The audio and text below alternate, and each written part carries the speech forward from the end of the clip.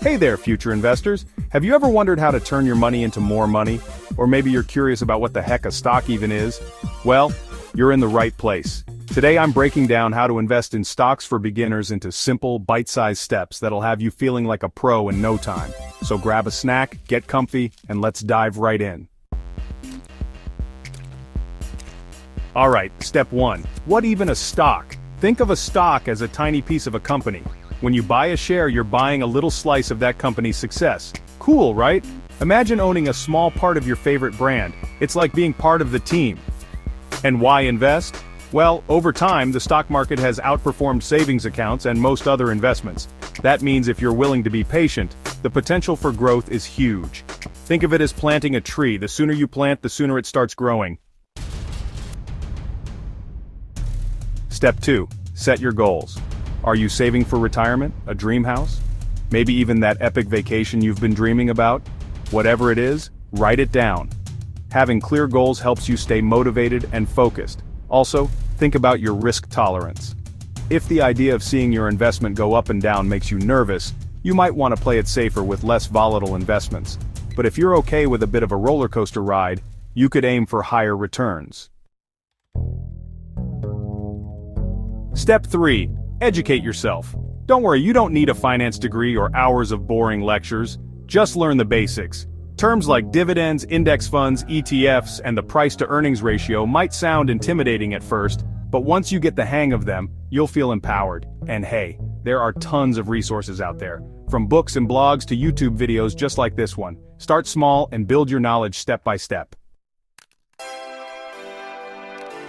Step 4. Budget for investing. Here's the good news. You don't need to be rich to start investing. Even $50 a month can add up over time thanks to the magic of compound growth. But remember, only invest money you won't need anytime soon.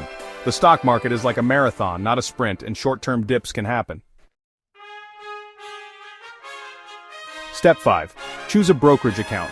This is where the magic happens. Your brokerage account is your gateway to buying and selling stocks.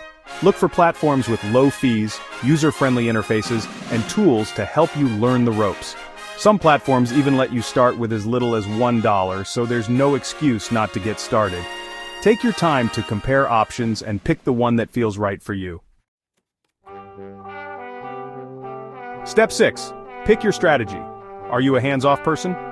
Then passive investing might be your thing. Index funds and ETFs let you invest in a whole basket of stocks at once, with minimal effort on your part. But if you love analyzing companies and keeping up with market trends, active investing could be your jam. Just remember, it takes more time and effort. Either way, there's no right or wrong, just what works for you. Step 7. Diversify your portfolio. This fancy term just means, don't put all your eggs in one basket.